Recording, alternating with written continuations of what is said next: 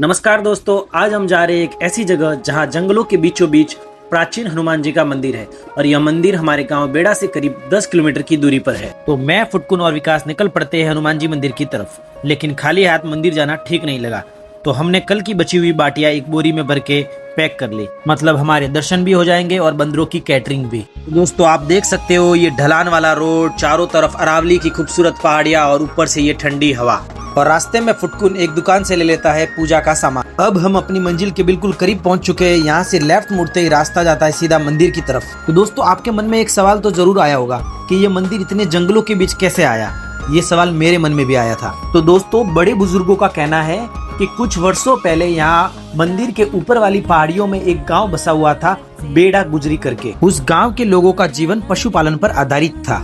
तो गांव के स्थानीय लोगों ने मिलकर यहाँ हनुमान जी मंदिर की स्थापना की। तब यहाँ पे इतना बड़ा मंदिर तो नहीं था दोस्तों, पर धीरे धीरे मंदिर के प्रति लोगों की आस्था बढ़ी। मंदिर का निर्माण भी करवाया और पानी पीने के लिए हैंडपंप बनवाया। आज के समय में यहाँ बहुत से लोग दर्शन करने आते हैं और काफी प्रसिद्ध मंदिर बन चुका है। तो फाइनली दोस्तों हम वेड्डी हनुमान जी मंदिर पहुंच चुके हैं। फुटकुन मंदिर की जाली खोलता है। आप यही सोच रहे हो ना कि जाली क्यों लगी है? ये है सुरक्षा के लिए, चोरों से नहीं, बंदरों से। क्योंकि अगर यहाँ की जाली खुली छोड़ दी जाए तो बंदर भी बोलेंगे आज से ये मंदिर ही हमारा हेड ऑफिस है। फिर हम मंदिर में प्रवेश करते हैं और हनुमान जी के दर्शन करते हैं। फिर हम जोत जलाकर आज की आरती शुरू करते हैं। फिर हम बारी बारी से नगाड़ा बजाना शुरू करते हैं।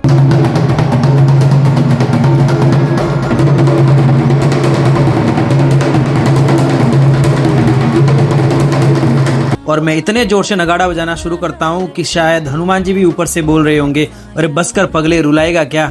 फिर हम बाहर आकर बंदरों को आवाज लगाते हैं, अरे ओ बंदर भाई खाना आ गया। और वहाँ ऊपर पहाड़ों पर बैठी हुई पूरी बंदर आर्मी धीरे धीरे नीचे उतर आती है और फिर हम उन सबको बाटियां खिलाने लग जाते हैं।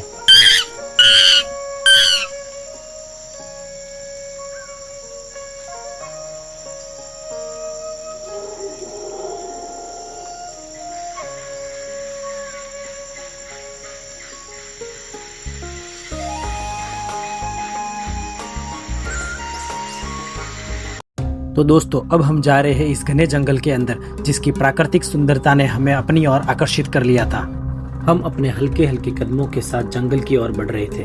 चारों तरफ पक्षियों की आवाज और एकदम सुनसान जंगल। थोड़ा माहौल डरावना जरूर था, पर यहाँ का सुकून ही अलग था।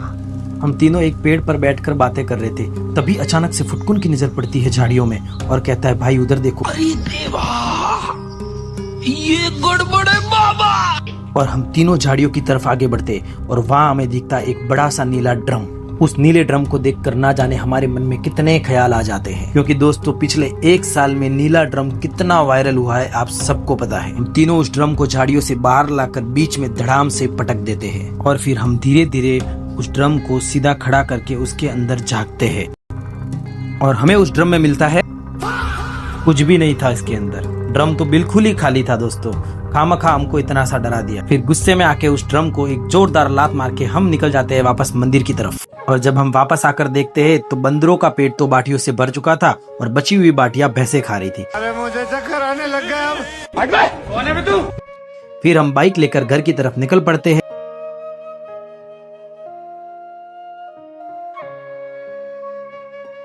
और भाइयों रास्ते में हमें देसी टोल वाले रोक लेते हैं और टोल वाली कहती है, भाई होली का टैक्स तो देना ही पड़ेगा। हम भी कह देते हैं हमारे पास कैश नहीं है, QR कोड है तो बताओ। बस इतना ही सुनते फिर हमें फ्री में जाने दे देते हैं। और आखिरकार फिर हम पहुंच जाते हैं अपने गांव बेड़ा में, जहां हमें दिखाई देती है हमारे बचपन की यादों वाली स्कूल, कटाई बुनाई स्कूल। और दोस्तों इसी के साथ ये मजेदार सफर खत्म होता है। और दोस्तों ये व्लॉग आपको पसंद आया हो तो लाइक जरूर करना और कमेंट में जरूर बताना कि सबसे मजेदार सीन कौन सा लगा। और हाँ, उत्तम देसाई व्लॉग को सब्सक्राइब करना मत भूलना। तब तक के लिए जय राजस्थान, जय हिंद। मिलते हैं अगले व्लॉग में।